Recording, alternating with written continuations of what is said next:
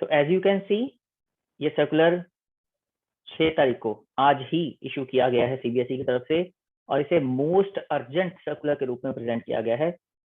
अब 7 दिसंबर यानी कल से जितने भी एग्जाम्स होने हैं एंड तक, उसमें जो भी ऑप्शंस बच्चे बॉक्स में लिखेंगे वो सुबह से पहले 7 दिसंबर मॉर्निंग बच्चे एग्जाम देने जाएं, उससे पहले पहले हर बच्चे तक ये इंफॉर्मेशन पहुंच जाए, हर स्टूडेंट तक जिसको 10th और 12th के बोर्ड एग्जाम में अपीयर होना है।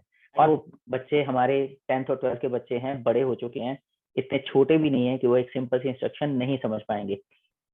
Hello, my dear students and my dear teachers who are acting as invigilators in CBSE 10th and 12th Term 1 board examination. आपके लिए आज सीबीएसई ने एक बहुत ही इंपॉर्टेंट, बहुत ही अर्जेंट सर्कुलर इशू किया है, जिसकी वेट बहुत से स्टूडेंट्स को, इन्विजिलेटर्स को बहुत सारे टाइम से थी। मैं ऐसा कैसे कह सकता हूँ?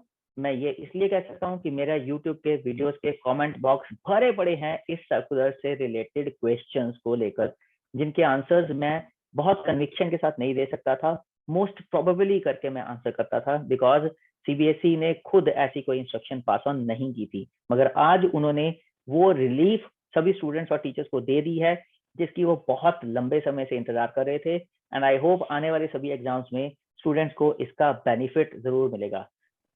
तो क्या है वो रिलीफ, उसको शेयर करने के लिए मैं शेयर करता हूँ आपके साथ सीबीएसई का आज का लेटेस्ट सर्कुलर। मगर उससे पहले एक चीज मैं आपको बता दूं, सभी स्टूडेंट्स के लिए एक बहुत इंपॉर्टेंट टिप है मेरे पास, जो वीडियो के एंड में मैं उनसे शेयर कर रहा हूं। वो टिप अगर आप इस्तेमाल करोगे, उसको अगर यूज करोगे, तो आपका बहुत बड़ा फायदा होगा, बहुत बड़े नुकसान से आप बच जाओगे।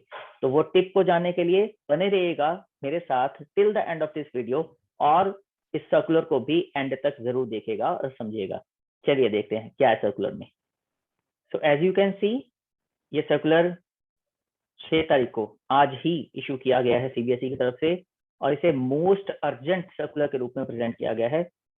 मींस ये सर्कुलर वाकई में बहुत जरूरी है, बहुत इंपॉर्टेंट है सभी स्टूडेंट्स, टीचर्स, सेंटर सुपरिटेंडेंट्स और ऑब्जर्वर्स के लिए, जो भी 10th और 12th के सीबीएसई टर्म 1 एग्जाम्स के साथ एसोसिएटेड हैं। सर्कुलर का सब्जेक्ट क्या है? Change in the method of response on OMR. आज तक जो ओएमआर शीट पर रिस्पॉन्स बच्चे दे रहे थे, वो सर्कल्स को डार्क करने के बाद बॉक्स में स्मॉल एबीसीडी के रूप में लिख रहे थे।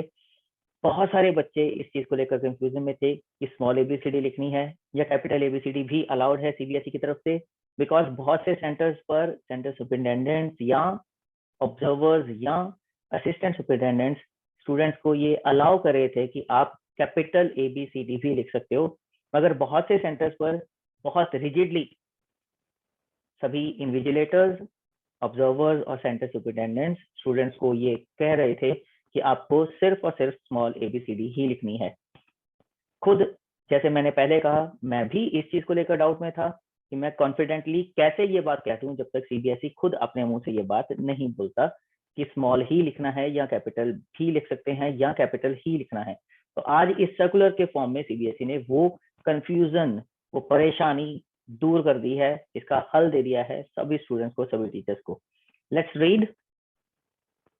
Kindly refer to the communications issued to schools through various circulars, guidelines, and for center superintendents and OMR supplied that candidates will write small ABCD for marking the correct response in the box given in the OMR sheet. जो भी पहले आज तक के circular जितने भी आए थे या जितनी भी कॉरेस्पॉन्डेंस आई थी, उस सब में सिर्फ क्लियरली यही चीज बोली गई थी कि अगर बच्चे लिखेंगे बॉक्स के अंदर तो सिर्फ स्मॉल में ही लिखेंगे, कैपिटल नहीं लिखेंगे। अब it has been observed that during evaluation, sometimes evaluators are not able to clearly differentiate between the small letters. Evaluators खुद small letters में differentiate नहीं कर पा रहे। प्रॉब्लम कहाँ आती है? जब बच्चे स्मॉल ए लिखते हैं तो कई बार वो स्मॉल डी की तरह से पढ़ा जाता है, और अगर वो स्मॉल डी लिखते हैं तो उसको स्मॉल ए की तरह से पढ़ा जाता है। ये बहुत ही जेन्युइन प्रॉब्लम है जिसे डॉक्टर संयम भारद्वाज ने अपने जो सीबीएसई का उन्होंने एक्सटेंसिव वेबिनार लिया था उसमें भी क्लियर किया था। मगर फिर भी बहुत से बच्चे सही से ए और डी को लिख नहीं पा रहे और बहुत से टीचर्स इसमें डिफरेंशिएट नहीं कर पा रहे। इसकी वजह से प्रॉब्लम क्या आती है? टीचर्स कभी भी बच्चों का नुकसान नहीं करना चाहते। कोई भी टीचर या सेंटर सुपरिटेंडेंट या ऑब्जर्वर ये नहीं चाहता कि स्टूडेंट्स के मार्क्स का लॉस हो, तो वो इस कंफ्यूजन में एक दूसरे को दिखाते हैं कि देखो ये ए लिखा है या डी लिखा है, बी लिखा है या डी लिखा है, या फिर वो ऑब्जर्वर की हेल्प मांगते हैं या फिर सेंटर सुपरिटेंडेंट से कंसल्ट करते हैं। मगर इस सारी प्रोसेस में क्या हो जाता है, टाइम की वेस्टेज बहुत ज्यादा हो जाती है और कई बार ना चाहते हुए भी गलत मार्किंग के चांसेस बन जाते हैं। मैं नहीं कहता कि टीचर्स गलत मार्किंग करते हैं, मैंने पहले ही बोला कि वो बेनिफिट ऑफ डाउट स्टूडेंट्स को ही देते हैं, देना भी चाहिए, मगर फिर भी जाने अनजाने में, अनचाहे में गलत मार्किंग के चांसेस हो सकते हैं। This is taking more time in evaluation of OMR। CBSE ने इसे बड़े छोटे से एक सेंटेंस में समराइज कर दिया है कि टाइम ज्यादा लग रहा है। प्रॉब्लम्स जैसे मैंने पहले बताया और भी हैं इससे एसोसिएटेड, मगर वो सारी प्रॉब्लम्स का सोल्यूशन इस सर्कुलर में सीबीएसई ने दे दिया है। It is therefore directed that the examinations to be conducted from 7th December 2021 to till the end in the OMR options will be marked by candidates in capital A, B, C, D as per the correct response। अब 7 दिसंबर यानी कल से जितने भी exams होने हैं and तक, उसमें जो भी ऑप्शंस बच्चे बॉक्स में लिखेंगे वो स्मॉल लेटर्स में नहीं लिखेंगे, कैपिटल लेटर्स में ही लिखेंगे। अब एक प्रॉब्लम फिर वहीं की वहीं खड़ी है। अब फिर से कुछ बच्चे और टीचर्स और ऑब्जर्वर्स और सेंटर सुपरिटेंडेंट्स इस डाउट में होंगे कि क्या कैपिटल के साथ साथ स्मॉल में भी लिखा जा सकता है।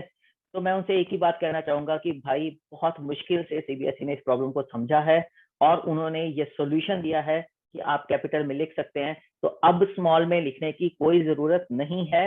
लिखेगा भी मत please, for God sake, small letters में अब कोई भी स्टूडेंट अपने बॉक्स के अंदर आंसर के रिस्पॉन्स को नहीं लिखे, और ना ही ये क्वेश्चन अब किसी के माइंड में होना चाहिए कि क्या हम स्मॉल में भी लिख सकते हैं। क्यों लिखना है भाई स्मॉल में, जब कैपिटल में लिखने से बहुत आसानी से अच्छे से आइडेंटिफिकेशन हो सकती है, लिखने वाला भी खुश, पढ़ने वाला यानी मार्किंग करने वाला भी खुश, किसी तरह का कोई डाउट नहीं। तो फिर why not stick to this option only.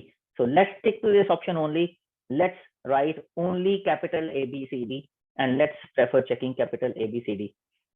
This decision is being taken in the mid of the conduct of exams। अभी मिडिल में ले रहे हैं ये decision. Hence the center superintendents are requested to take the following actions seriously। सभी centre superintendents के लिए ये एडवाइस है, मगर उसी एडवाइस को मैं फॉलो कर रहा हूँ अपने वीडियो के माध्यम से।